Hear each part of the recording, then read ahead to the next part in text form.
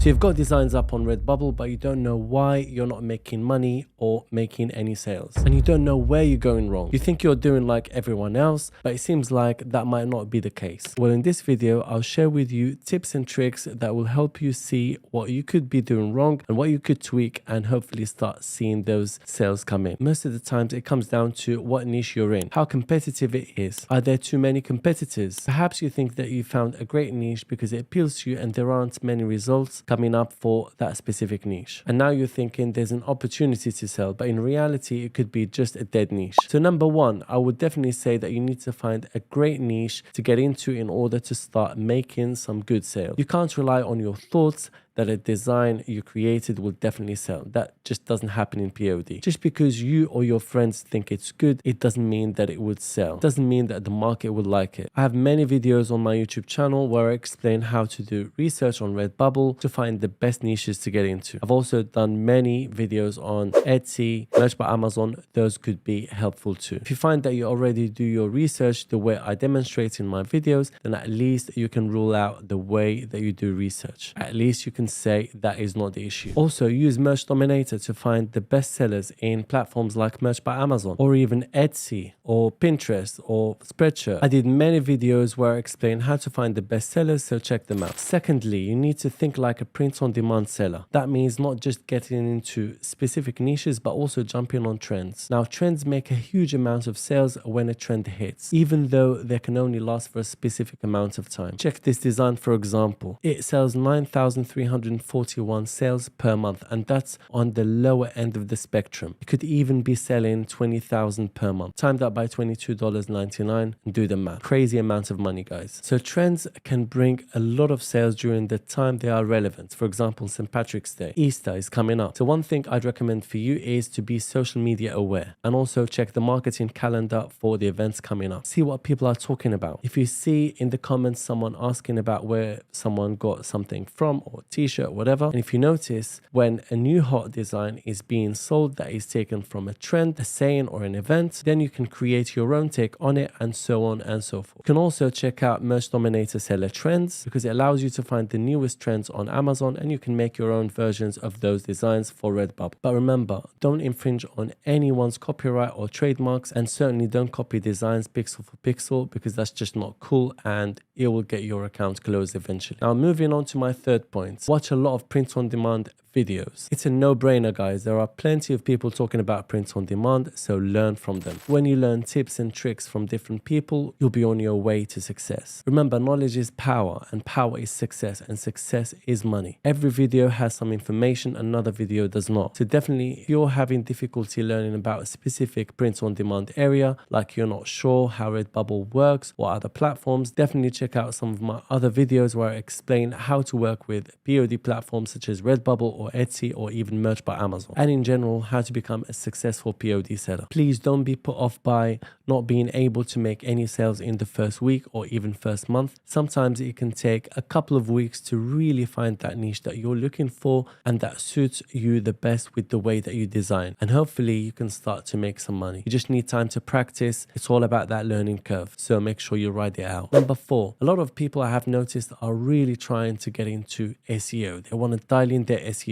They want to make sure that it's perfect. For those of you that don't know SEO, it's search engine optimization. But they don't actually realize that their design is lacking. It's the one that's not getting them sales. Yes, putting in the right title, description, keywords is very important because that will increase visibility to your designs, right? But I would say that at least 70 to 80% of your listing should be making sure that the actual design should be of high quality and should have your full attention, and you need to try to get it looking as good as the other designs selling or even better. Again, I have many YouTube videos where I go through step by step how to create a design and how I fill out my title, description, and tags. So make sure to check those videos out in my channel. If you don't have knowledge in graphic design, then try to go for text-based design. Those sell too. There are also websites like Canva, Creative Fabrica that you can sign up for and be able to use their graphic designs for your own design. I'm going to leave you a link in the description to get 30 days free trial of Canva Pro. That's definitely going to help you out a lot. And also free trial for Creative Fabrica.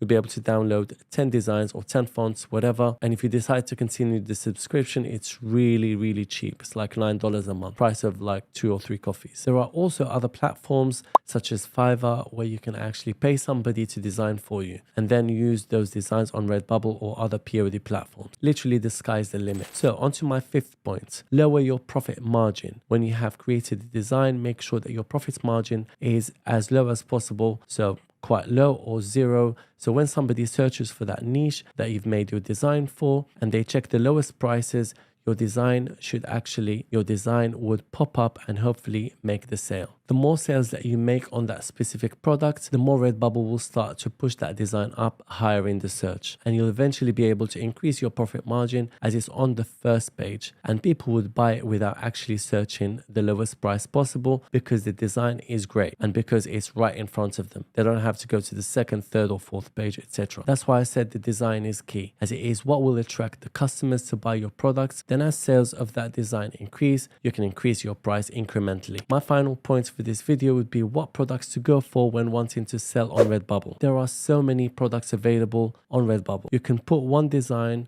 on so many of the products, such as phone cases, stickers, posters, stationery, accessories, hoodies, hats, and of course t-shirts. You name it. As you can see, loads and loads available, guys. But for someone starting out, it's best to go for something that doesn't have much competition. Stickers, in my opinion, are quite good in terms of sales. However, the profit margin is very, very small compared to other products like posters, for example. If one wants to sell stickers, people are definitely more attracted to when it's a bundle set of stickers, and they're quite easy to make, as you can find images easily from Canva or Creative Fabrica, link in the description like I said, or you can draw them yourself if you are artistic. Another category which does super well is tapestries, and it's not as competitive as other categories, but the design aspects for tapestries will be more complicated than stickers, but the reward is much higher. So will the need to balance out what you want to go for. If you're going to head first to fight in the clothing category, or you want to take a little bit of a more of a chance in getting sales in a category with less competition,